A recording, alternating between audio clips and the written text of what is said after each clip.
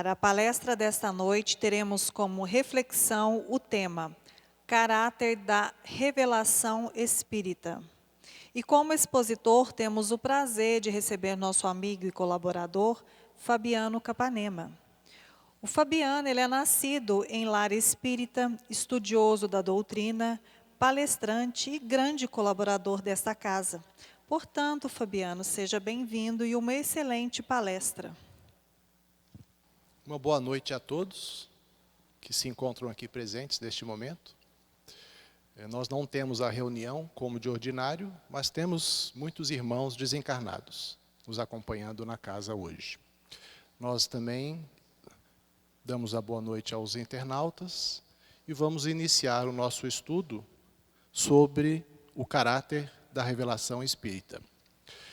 Vamos nos basear no caráter tríplice da doutrina, que fala sobre a ciência, fala sobre a filosofia, sobre a religião. Nós temos as obras básicas codificadas por Allan Kardec, que também nos darão subsídio no estudo da noite. Quando nós encontrarmos alguns trechos importantes de serem mencionados, nós citaremos o nome do livro. Estudando os princípios básicos da doutrina para entendermos as particularidades da sua revelação, se faz necessário mencionarmos Deus. Deus e suas leis universais, principalmente suas leis químicas, físicas, biológicas, e aquela que é a maior de todas as leis, que é a lei moral. Deus, na pergunta de número 1 de O Livro dos Espíritos, foi perguntado, que é Deus? Logo na primeira pergunta, é importante fazer uma distinção de uma visão antropomórfica que nós, humanidade, sempre tivemos de Deus, associando a um velhinho barbudo, os pintores do renascentismo e da fase do iluminismo, grandes pintores da antiguidade, retratavam uma figura antropomórfica de um velhinho barbudo. Mas, no primeiro livro da doutrina espírita, são 5 livros basilares, que compõem a codificação da doutrina, o Livro dos Espíritos, que foi publicado em 1857, 18 de abril de 1857, o Livro dos Médiuns, o Evangelho segundo o Espiritismo, o Céu e o Inferno e a Gênese. No Livro dos Espíritos, a primeira pergunta é, que é Deus? Provocando em nós uma mudança de entendimento. Já não é mais aquela visão do passado, quem é Deus? Agora nós vamos para um aprimoramento das concepções humanas sobre essa força criadora. E a espiritualidade, quando vocês forem estudar essas obras básicas citadas, é importante que vocês observem que Allan Kardec fazia os seus questionamentos.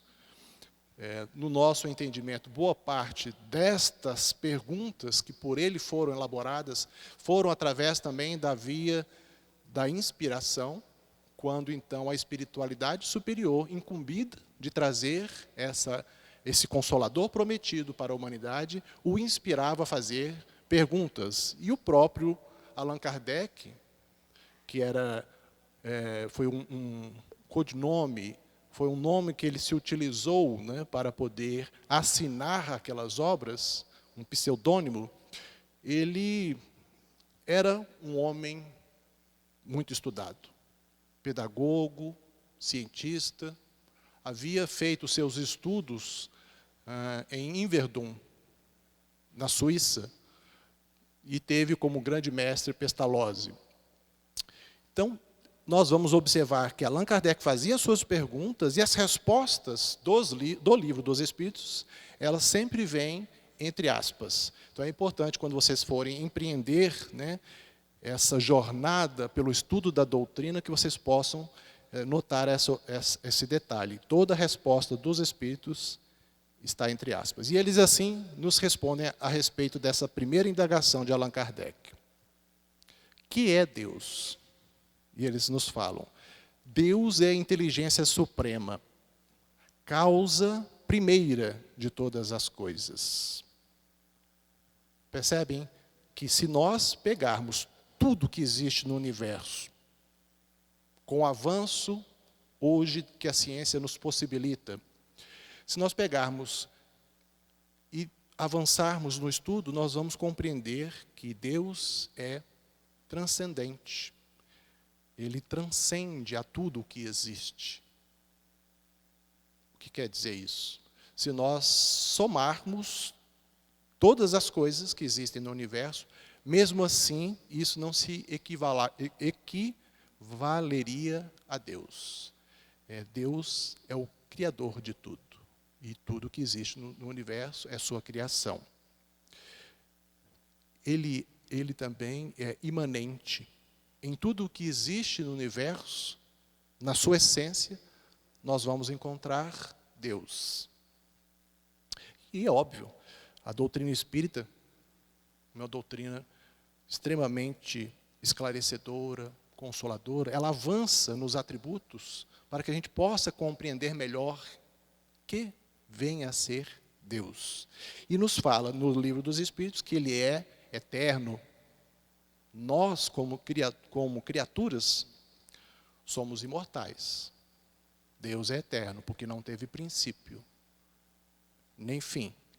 Nós, no momento de nossa criação, enquanto fomos criados simples e ignorantes, princípios inteligentes que foram estagiando, né, nós tivemos, então, um momento em que adentramos ao reino nominal, depois de termos, enquanto princípios inteligentes, estagiado pelos reinos inferiores da natureza, reino mineral, o reino vegetal, o reino animal, até chegarmos ao reino nominal, quando então nos tornamos espíritos.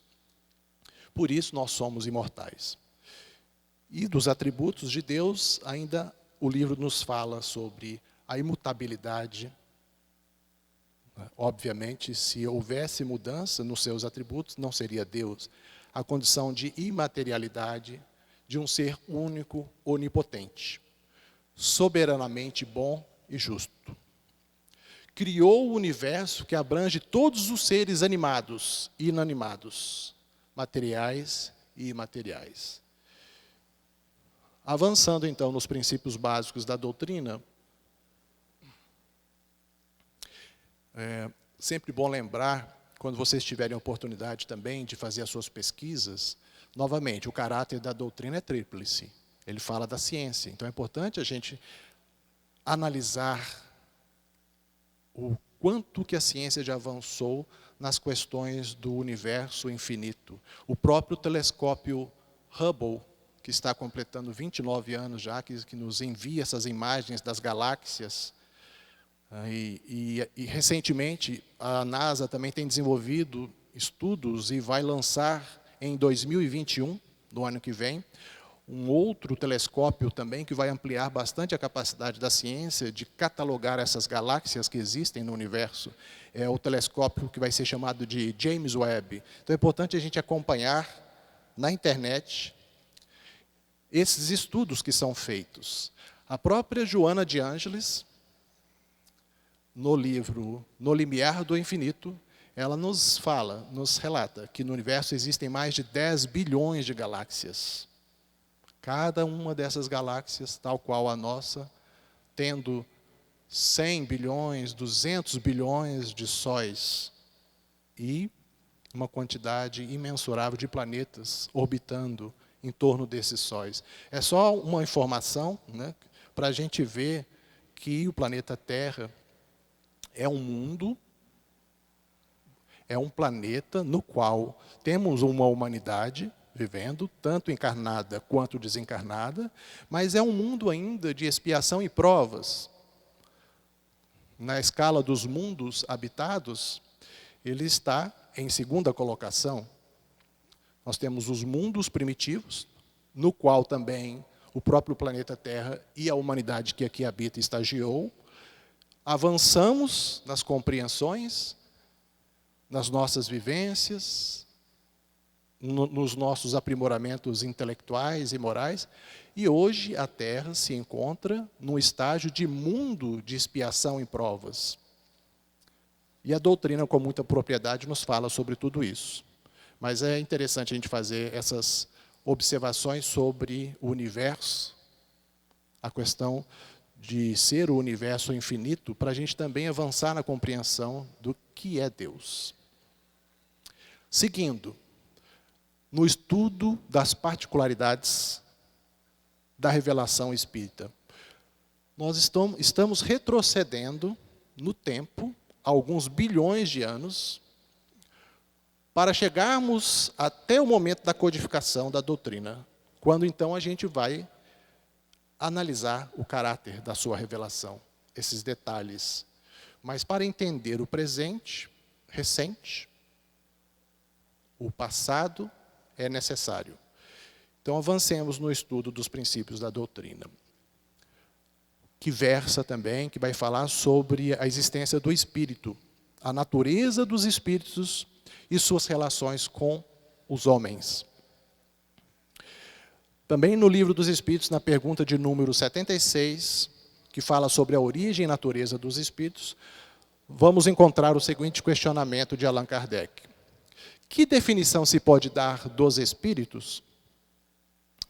E eles respondem: pode dizer-se que os espíritos são os seres inteligentes da criação, povoam o universo, fora do mundo material.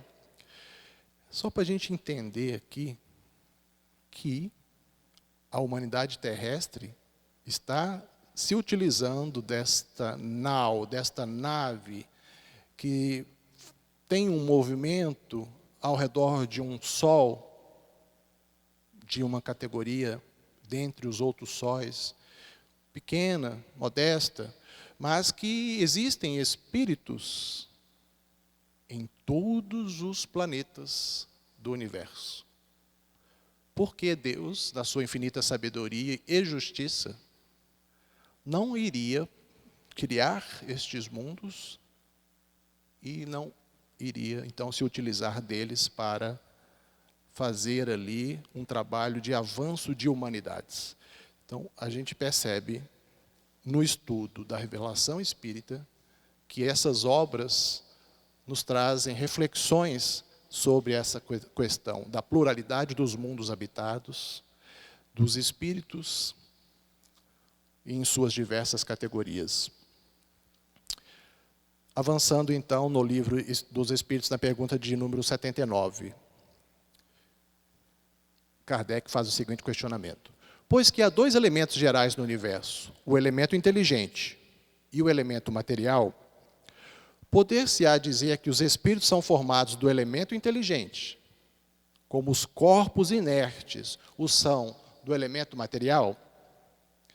E eles respondem, evidentemente, os espíritos são a individualização do princípio inteligente, como os corpos são a individualização do princípio material. A época e o modo por que essa formação se operou é que são desconhecidos. Então, Deus criou o princípio inteligente, o princípio material, fez a junção destes dois princípios, tendo criado, então, o fluido cósmico universal. Que a física clássica e também a contemporânea hoje chamam de universo, energia negra, ou matéria negra. Então, o próprio Einstein, né, eles estudam, os físicos buscam o entendimento do universo e entendem, né, através desses telescópios, como o Hubble e o próprio James Webb, que vai ser lançado o ano que vem, eles já avançaram na compreensão, mas ainda não entendem, na essência, o fluido cósmico universal. E a partir da condensação desse fluido cósmico, que a doutrina nos ensina, é que surge o espírito, que surge toda a matéria que existe no universo. Por que estamos fazendo essa introdução para entendermos a revelação da doutrina? É porque é ciência. Ciência para buscarmos entendimento dessa filosofia espiritualista. Na pergunta de número 112 de O Livro dos Espíritos, que fala sobre os caracteres gerais dos espíritos puros, eles nos falam, nenhuma influência eles recebem da matéria, esses espíritos puros. Superioridade intelectual e moral, e superioridade moral absoluta, com relação aos espíritos das outras ordens.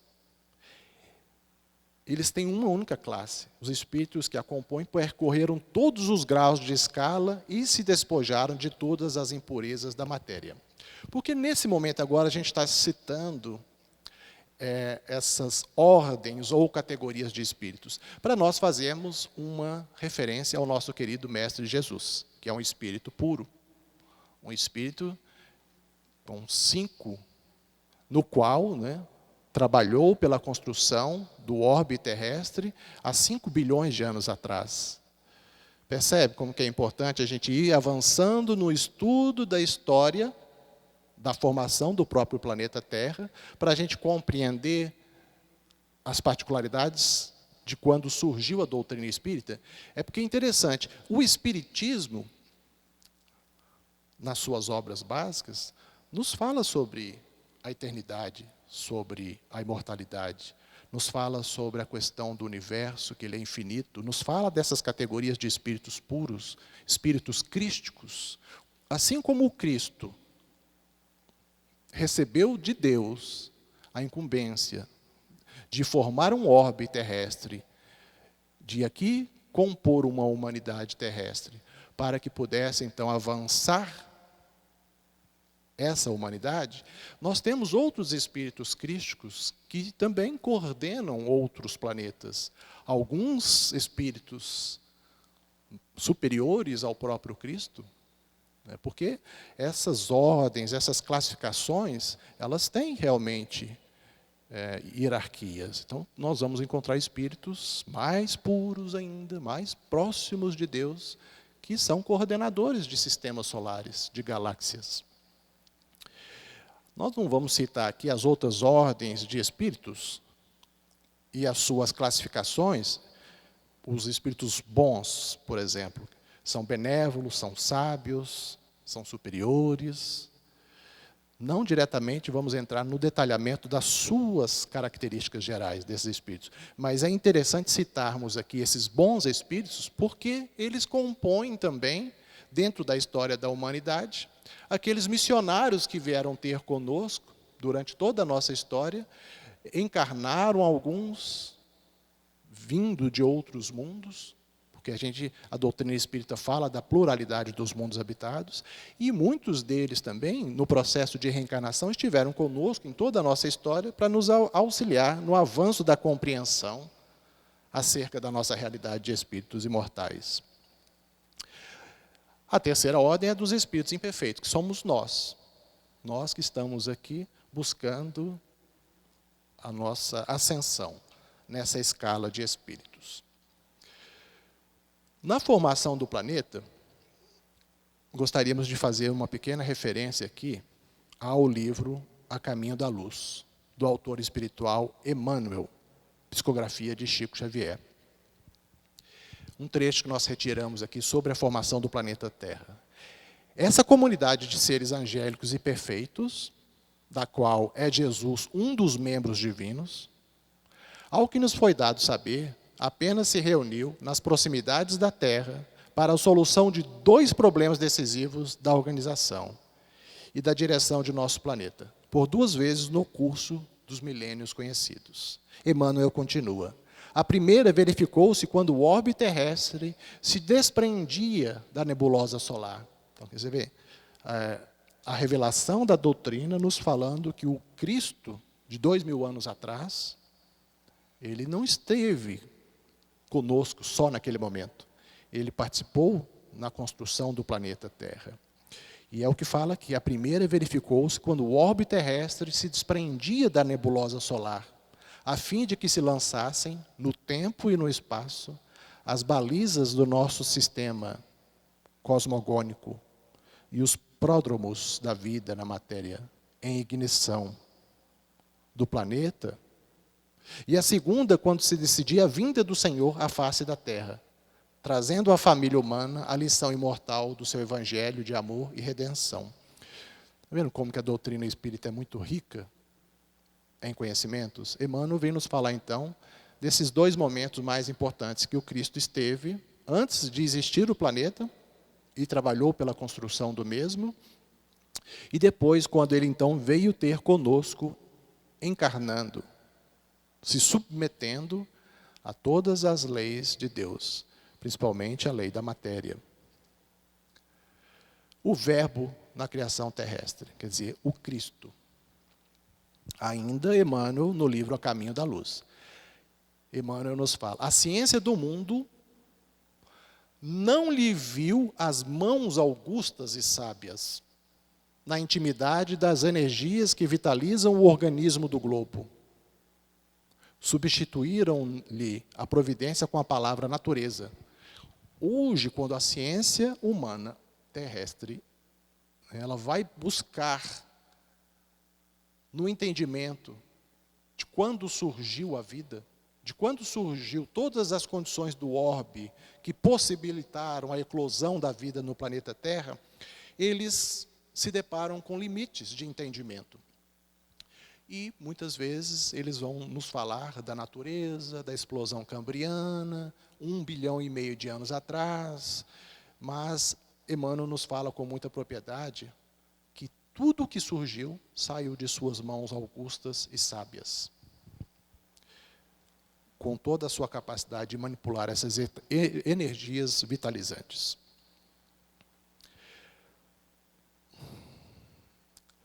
Agora falemos um pouco dos antepassados do homem. Emmanuel vai falar no livro A Caminho da Luz sobre esse elo perdido. Estamos avançando aos poucos. Primeiro a gente falou sobre a criação do planeta.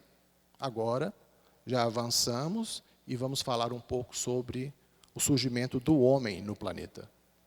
Emmanuel fala, examinada, porém, a questão nos seus prismas reais, vamos encontrar os primeiros antepassados do homem sofrendo os processos de aperfeiçoamento da natureza. O Cristo havia preparado tudo para que todas as espécies surgissem. E também para que as espécies caíssem no processo também de extinção. Porque 65 milhões de anos atrás fora necessário a extinção dos dinossauros. E é justamente de 65 milhões de anos atrás para os tempos modernos, nesse período de tempo é que surgiram os nossos antepassados. Foi no período terciário. Foram raças que foram surgindo de antropóides. E hoje a ciência, quando ela vai fazer uma comparação do DNA do chimpanzé com o homem, ela só encontra uma diferença de 2%. Os outros 98% são muito semelhantes, essa carga genética. Em que momento, então, surge uma diferenciação? E Emmanuel nos fala. Reportando-nos, todavia, aos eminentes naturalistas dos últimos tempos, que examinaram meticulosamente os transcendentes assuntos do evolucionismo, somos compelidos a esclarecer que não houve, propriamente, uma descida da árvore no início da evolução humana. O que Emmanuel está querendo nos dizer aqui? Porque os cientistas falam que foi uma adaptação de espécie por uma necessidade de se locomover para buscar alimento, desceu da árvore e começou a desenvolver os tendões, começou a andar de forma ereta, né? Desenvolveu as cordas vocais. Mas o que Emmanuel está nos falando aqui é que esse processo de adaptação para o surgimento do homem, ele não se deu só pelo processo que nós estudamos hoje do evolucionismo, da adaptação das espécies ao meio ambiente. E essa genética celeste que o Cristo e os seus prepostos elaboraram quando da criação do planeta e foram acompanhando, né, o desenvolvimento das espécies, quando surgiu o momento adequado em que os dinossauros não estavam mais habitando a face desse planeta, houve uma alteração genética no corpo perispiritual. É que Emmanuel vai ensinar neste livro. Quem tiver a oportunidade de estudá-lo vai encontrar um conhecimento muito rico que fala sobre essa adaptação. Porque o ser, o homem, na verdade, ele é um ser triplo também. Da mesma forma que a gente fala do caráter tríplice da doutrina, ciência, filosofia e religião, nós sabemos que o homem ele não é o corpo. Esse é um instrumento de manifestação que nós nos utilizamos para reencarnarmos.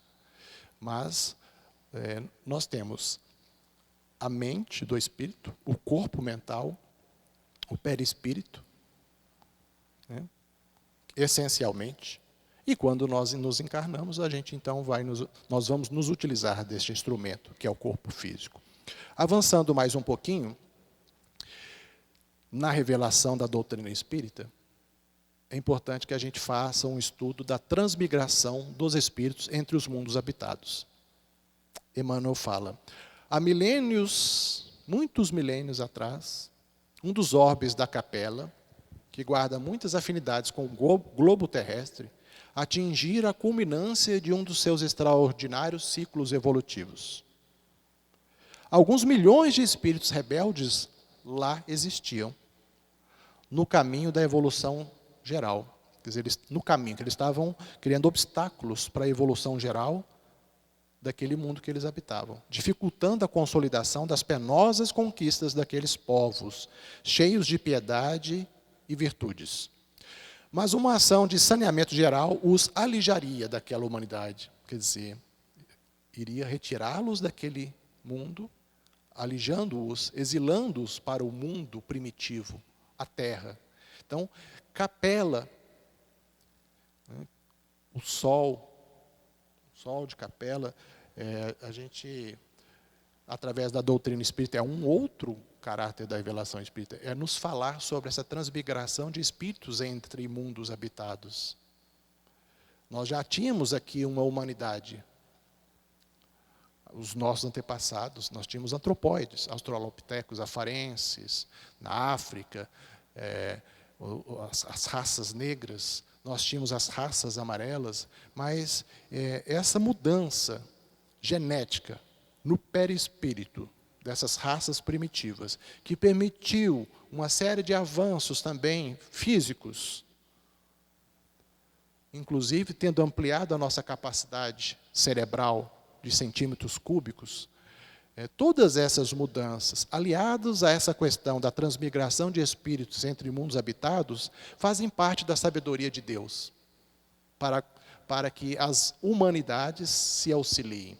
Se lá, então, estes espíritos rebeldes estavam atravancando o avanço daquele mundo, o que foi feito? Foi feito um exílio, e estes espíritos rebeldes, renitentes ainda, orgulhosos, que haviam avançado muito intelectualmente, e lá estavam atrapalhando o avanço intelecto-moral, eles foram exilados para cá. E a sabedoria de Deus, né, se utilizando então de Jesus como um espírito puro, que iria coordenar, né, essa enxertia, esse auxílio que essa humanidade traria nos avanços tecnológicos, de nós que estávamos ainda vivendo na condição de homens das cavernas. É o que Emmanuel fala aqui, no livro A Caminho da Luz. Na Terra, estes espíritos que foram exilados aprenderiam a realizar, na dor e nos trabalhos penosos do seu ambiente, as grandes conquistas do coração, impulsionando simultaneamente o progresso dos povos primitivos que habitavam este planeta. Quer dizer, para eles foi muito penoso, o exílio é penoso para qualquer um. Você se vê afastado daqueles que você ama. Mas como eles estavam atravancando, estavam rebeldes. A mesma coisa acontece hoje em dia, com o nosso, fazendo agora uma comparação. Se eles foram trazidos para o planeta depois da última grande era glacial, 12 mil anos atrás aproximadamente, foram trazidos para cá, passaram-se 12 mil anos e a maioria deles já retornou. porque eles conseguiram essas conquistas do coração que Emmanuel se refere. Eles avançaram muito, sofreram, tiveram que buscar uma mudança de concepções, de combater neles mesmos o orgulho, e aqui eles avançaram a humanidade terrestre, desses povos primitivos que já habitavam aqui, os homens das cavernas. Emmanuel continua. Vamos continuar também avançando na concepção de criações, de condições para o surgimento da doutrina espírita. É por isso que nós estamos fazendo esse estudo breve da história da humanidade. Emmanuel continua. Foi assim que Jesus, como governador da terra, recebeu a luz do seu reino de amor e de justiça aquela multidão de seres sofredores e infelizes, os exilados. Mostrou-lhes os campos imensos de luta que se desdobravam na terra, envolvendo-os no halo bendito da sua misericórdia e da sua caridade sem limites. Antes deles encarnarem, então, Cristo recebeu estes espíritos que foram enviados por um outro Cristo de capela. Esses governadores planetários, né, esses Cristos, eles estabelecem entendimentos. Só, eu preciso, então, exilá-los, você os recebe, e aí você ampara a todos eles. E foi o que o Cristo fez. Aqui o Emmanuel fala ele fala assim, recebeu no seu reino de amor e justiça. É isso que o Cristo, um espírito puro, sempre trabalhando pelo aprimoramento daquelas ovelhas às quais o Pai o confiou. Continua Emmanuel. Esses espíritos, vindos de um mundo em que o progresso já estava bem acentuado, guardavam no coração a sensação do paraíso perdido. Percebe? Quando a gente vai olhar para a história da humanidade, a mitologia de Adão e Eva, né, e o paraíso perdido, de forma intuitiva, né, foi essa concepção, esses exilados que se sentiam como que afastados do paraíso que eles viviam. Ao encarnar na Terra, se dividiram em 4 grandes grupamentos, dando origem à raça branca, ou adâmica, que até então não existia no orbe terrestre.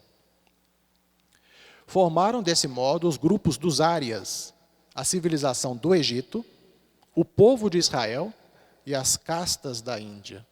Observem, hoje, quando vai se estudar estes povos, os egípcios, por exemplo, com todo o avanço tecnológico que eles tiveram naquela época, muitos cientistas se deparam com dificuldade de entender como eles conseguiram avançar tanto. Era isso, a explicação, uma chave para a explicação para muitas coisas que acontecem, é o processo da pluralidade dos mundos, da reencarnação, da imortalidade. É analisar que, quando se acha necessário, esses povos vêm até aqui, avançam, e a maioria deles já retornou. Então foram a civilização do Egito, o povo de Israel e as castas da Índia. Esses exilados encarnaram nesses grupos principais. Tendo ouvido a palavra do divino mestre, antes de chegar à terra, guardavam a lembrança da promessa do Cristo.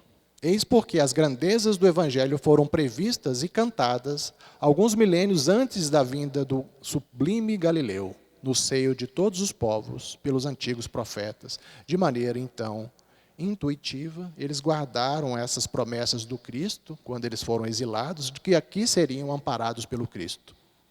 E todos os povos, então, sempre mencionam um Messias, né, os profetas sempre falaram nesta figura do Cristo. Avançamos mais na história da humanidade e chegamos à concepção do politeísmo simbólico, que Emmanuel se refere no livro A Caminho da Luz. Ele nos fala que nos círculos esotéricos, onde pontificava a palavra esclarecida dos grandes mestres de então, sabia-se da existência do Deus único e absoluto. Então, esses grandes iniciados egípcios já tinham consigo a concepção de um Deus único. Mas para o povo de então, falava-se nos deuses, os deuses da natureza, o Deus trovão, o Deus das águas, o Deus da guerra, quer dizer, por entenderem que a humanidade naquele momento não estava ainda preparada para esse tipo de concepção, ou não, ou por quererem guardar aquele conhecimento para eles mesmos. Fato é que difundiu-se a ideia do politeísmo, mas entre esses sacerdotes, esses grandes sábios, sabia-se então da existência de um Deus único. Avançando mais um pouco, desse ambiente reservado de ensinamentos ocultos, partiu então a ideia politeísta de vários deuses. As massas requeriam, nas suas festividades exteriores de religião, concepções assim. Dessa ideia de homenagear as forças invisíveis que controlam os fenômenos naturais, classificando-as para os espíritos das massas, na categoria dos deuses, é que nasceu a mitologia da Grécia. Todos os povos da antiguidade que acreditavam em muitos deuses. Na Grécia, não foi diferente. Daí surgiu. E chegou o momento da redenção. Depois de passarem centenas de anos aqui, esses povos se reuniram de novo, nos planos espirituais, esses povos exilados. Os antigos degredados, com a sagrada bênção do Cristo, seu patrono e salvador. Grande número desses espíritos, então, estudiosos, abnegados, que contribuíram para o avanço dessa humanidade terrestre, voltaram, mas um número considerável deles permaneceu conosco, auxiliando a Jesus no plano de desenvolvimento da humanidade terrestre. E aí a gente vai agora entrar no povo de Israel, para transitarmos das grandes revelações em que Moisés nos fala sobre o monoteísmo, fazendo uma contraposição ao pensamento vigente da época. Moisés e também os profetas anteriores a Moisés, o povo de Israel como um todo, eles mudaram essa concepção de politeísmo para a figura de um Deus único, monoteísmo. E isso foi extremamente importante para a evolução das nossas concepções. Monoteísmo. O grande legislador, Emmanuel, no livro A Caminho da Luz. O grande legislador dos hebreus trouxera a determinação de Jesus com respeito à simplificação das fórmulas iniciáticas para a compreensão geral do povo. A missão de Moisés foi tornar acessíveis ao sentimento popular as grandes lições que os demais iniciados eram compelidos a ocultar. Então ele veio falar do Deus único. Tudo isso, tudo, um preparativo para receber o Cristo conosco. O próprio Cristo que havia dado o consolo para aquelas raças, aqueles espíritos exilados, que eles seriam amparados, ele sempre enviou para a face da terra seus missionários, que vieram então trazer a ideia do monoteísmo e preparar a sua vinda. A Grécia e a missão de Sócrates também nesse sentido, de falar sobre a imortalidade, todos os preparativos foram sendo feitos. O próprio Império Romano, que avançou muito também nas questões da engenharia, nas questões sociais, quer dizer, sociais nem tanto, né, porque eles conquistavam, escravizavam, e o seu império era todo construído em cima da escravidão. Mas eles implementaram avanços na área jurídica e muitas outras áreas que também foram importantes. A vinda do Cristo. Só Jesus não passou na caminhada dolorosa das raças, objetivando a dilaceração de todas as fronteiras para o amplexo universal. Ele é a luz do princípio, e nas suas mãos misericordiosas repousam os destinos do mundo. Seu coração magnânimo é a fonte da vida para toda a humanidade terrestre. Sua mensagem de amor no Evangelho é a eterna palavra da ressurreição, quer dizer, falando da imortalidade para a gente, e da justiça. Não mais da justiça dos homens, mas a justiça divina. Da fraternidade. sem a qual é impossível avançar-se uma humanidade. Da sua misericórdia, nos vários momentos em que ele pregava a sua palavra e, acima de tudo, exemplificava, né, a gente observa a figura de um Cristo, um ser puro, e a sua misericórdia. Misericórdias, quer dizer, ele se condoía com a nossa miséria. Todas as coisas humanas passaram. Todas as coisas humanas se modificarão. Ele, porém, é a luz de todas as vidas terrestres, inacessível ao tempo e à destruição. E foi assim que o Divino Mestre veio ter conosco, preparando a humanidade para essa mudança de concepções, falando do amor, de um Deus que é Pai, e sempre nos trouxe os seus missionários, e nos prometeu que enviaria em seu nome o Consolador. E esse Consolador, a doutrina espírita, que surgiria no século XIX, anterior à vinda, né, a preparação para essa revelação do Espiritismo, nós ainda tivemos algumas fases importantes da humanidade, sempre pontuadas, preparadas, planejadas, dentro de um processo de execução em que o Cristo coordenou e se utilizou de seus prepostos para fazermos avançar a humanidade. Tivemos o Renascimento, que foi muito importante, século XIV até o século XVII, nascer de novo, aquelas concepções da idade medieval, toda aquela ignorância dos povos da terra, foram ficando para trás. A gente viveu um movimento importante de renascimento, que também, a partir do século XV, surgiu o humanismo, para que mudasse as concepções que antes eram só os senhores e os escravos. Então, implanta-se no planeta Terra, na humanidade, um pensamento que avançou-se muito nas questões de humanismo. E tivemos também o iluminismo, várias fases importantes de avanço da humanidade.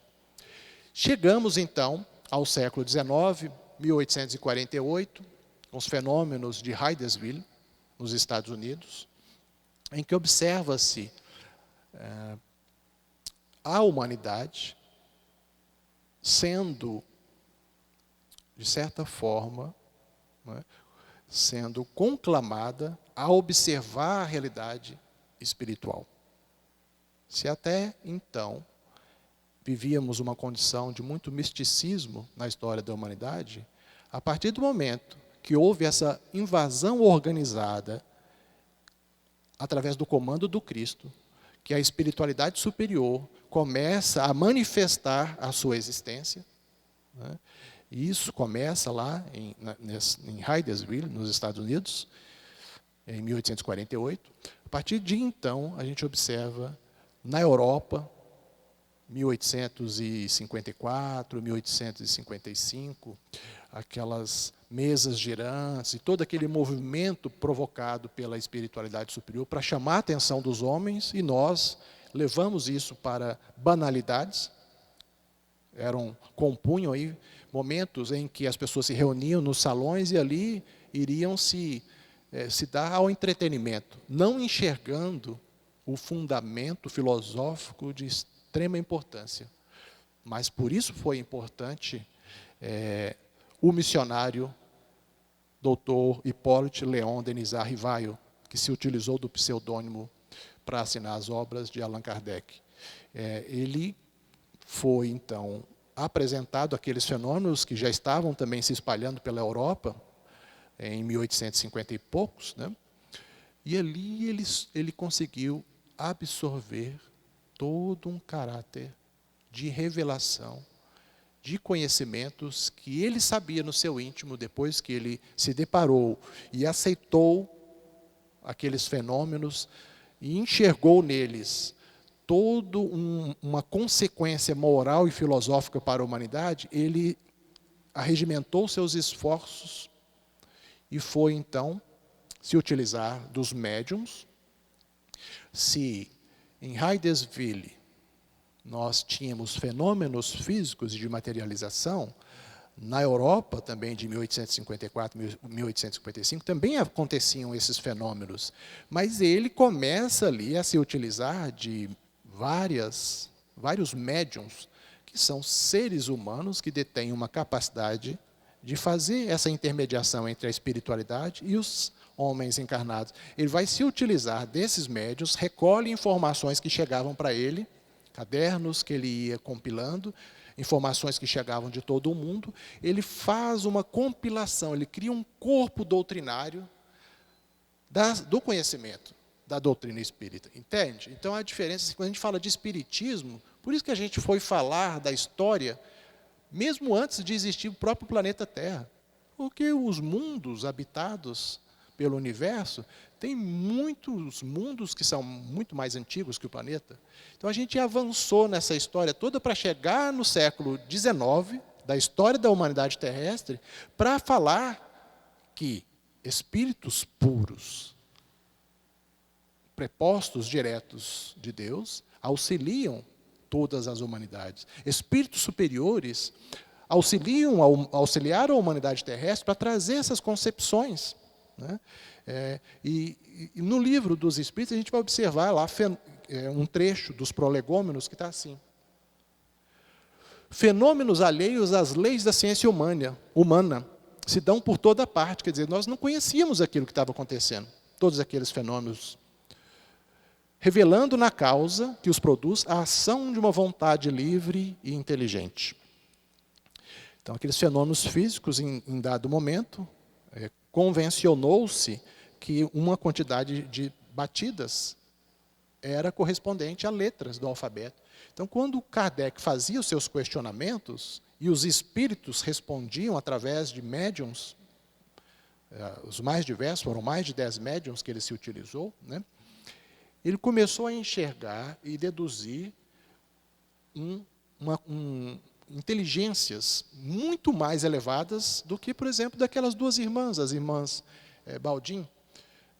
Então, elas não tinham capacidade de expressar alto teor de filosofia que estavam chegando para ele através, ali, mais tarde, da psicografia. Assim, se antes eram nos fenômenos físicos batidas, depois avançou-se para a questão da escrita, que é chamada de psicografia hoje em dia, né? E também da psicofonia. A vantagem da escrita é que aqueles conhecimentos eles se materializaram em forma de escritos para que todos nós pudéssemos estudar posteriormente. É uma grande vantagem da psicografia. Então, a razão diz que um efeito inteligente, esse aqui são as concepções de Allan Kardec, há de ter como causa uma força inteligente. Existe, inclusive, um axioma que não há um efeito inteligente sem uma causa inteligente. E os fatos hão provado que essa força é capaz de entrar em comunicação com os homens por meio de sinais materiais. Assim é que foi revelada a doutrina espírita. Quer dizer, Allan Kardec, nesses momentos em que ele entrava em contato com os espíritos superiores, que o auxiliaram na codificação da doutrina, ele deduzia, inclusive, da capacidade intelectual dos próprios espíritos. E ele nos fala que é importante que a gente não acredite em todos que se comuniquem, né? Quando vocês vão encontrar em alguma casa espírita uma reunião mediúnica em que se pode dialogar com um espírito, é importante passar pelo crivo da razão, a mesma metodologia científica que Allan Kardec sempre se utilizou. Ele sempre escutava, analisava e verificava, dentro de um caráter de metodologia experimental, se aquilo que estava sendo dito realmente acrescenta, se é uma informação que tem uma conotação e um intuito, um objetivo maior de fazer avançar concepções da humanidade. Então, nessas reuniões, que alguém possa ter contato e conversar com espíritos, é extremamente importante essa interação. Mas é importante também a gente passar pelo crivo se aqueles conhecimentos estão acrescentando ou não. A doutrina espírita, então, ela foi revelada para a humanidade, segundo os ensinos dos espíritos superiores, com o auxílio dos médiuns, e foi catalogada, compilada, colocada numa sequência lógica por Allan Kardec, que é o senhor Hippolyte Léon Denisard Rivail. Por que, então, que nós fizemos esse estudo histórico? Para entender que a doutrina espírita ela só veio no momento em que o Cristo entendeu ser mais apropriado. Se ele, falando em formas de parábolas, teve que se abster de trazer conhecimentos que nós não teríamos ainda condições de entender, porque no contexto de 2000 anos atrás, a humanidade era muito atrasada nas questões científicas e filosóficas. Então, naquele momento ele se absteve, mas ele prometeu e nos enviou depois os seus espíritos, seus prepostos, para poder trazer para a humanidade essas concepções acerca da nossa realidade espiritual. Depois que Kardec esteve conosco, trazendo lá as 5 obras básicas e outras, as revistas espíritas, e vários autores, como Camille Flammarion, vários autores da sua época, nós fomos tendo outros missionários, como o próprio Chico Xavier. Importante a gente mencionar Chico, nascido em Pedro Leopoldo em 1910, quer dizer, 1857, 18 de abril de 1857, nasce a doutrina espírita, com Kardec. Mas em 1910, quando nasce no Brasil Chico Xavier, e depois, ainda jovem, com seus 22 anos, ele vai trazer, acho que a primeira obra que ele psicografou foi Parnaso de Além Túmulo, 1932, salvo engano. Então, ele estava com seus 20 e poucos anos. A partir daquele momento também, a gente observa a mão do Cristo, né? A importância de transmigrar o Evangelho da Europa, que foi o velho mundo, foi avassalado aí por guerras mundiais. O Cristo decide trazer o seu Evangelho para cá e vai, então, através das mãos de seus missionários, como o próprio Chico, que psicografou 419 livros, vai trazer para a humanidade uma oportunidade que começou aqui, começou na França, mas também teve uma expansão muito grande, porque antes de Chico Xavier, nós tínhamos 59 obras espíritas. O próprio Chico psicografou 419.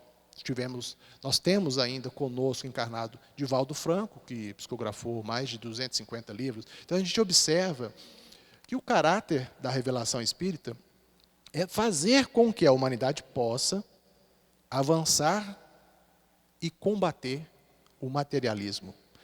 Porque são chegados os tempos. No livro A Gênese, no capítulo 18, nós vamos encontrar o seguinte conhecimento trazido para nós. São chegados os tempos, marcados por Deus, em que grandes acontecimentos se vão dar para a regeneração da humanidade. E esse progresso, que primeiro nós realizamos no nosso íntimo, progresso intelectual, a reformulação das nossas concepções éticas, morais, nos permitem individualmente essa ascensão.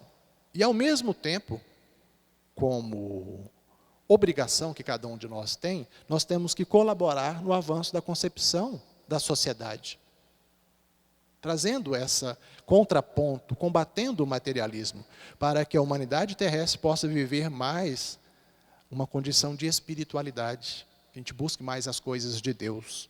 Isso vai trazer respostas para muitos dos problemas que a humanidade vive atualmente. Pandemias, crises existenciais, suicídios, em que as pessoas buscam colocar a sua felicidade na posse efêmera das coisas. E a doutrina espírita, nas suas particularidades de revelação dos espíritos superiores, nos mostram que é o contrário, que o verdadeiro patrimônio do ser é aquilo que ele conquista em termos de sentimentos, de racionalidade, de compreensão, de atuação na sociedade como homens de bem. Então, a doutrina espírita ela é muito rica. Nós temos um tempo muito limitado para falar sobre a doutrina, que é 1 hora, que é o tempo do nosso estudo hoje. Mas o que a gente poderia aconselhar a todos é que buscassem aprofundar seus estudos, mas, acima de tudo, praticá-los, porque foi assim que o Cristo ensinou para nós todos. Ele exemplificou a prática do bem. E ele também nos falou, bem-aventurados os que são brandos, porque possuirão a terra. Bem-aventurados os pacíficos, porque serão chamados filhos de Deus. Que a gente possa deixar a competitividade da humanidade, que viveu o seu momento de conquistas, para trás.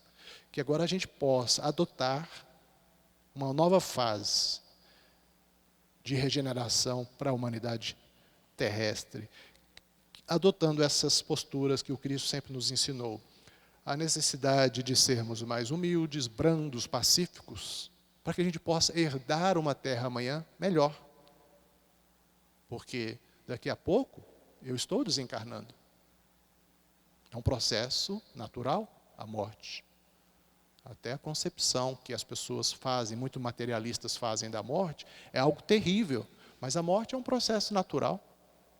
O próprio Allan Kardec, na codificação, ele nos fala da lei de progresso, que nós temos que nascer, viver, né? Nós temos que morrer, renascer de novo e progredir sempre.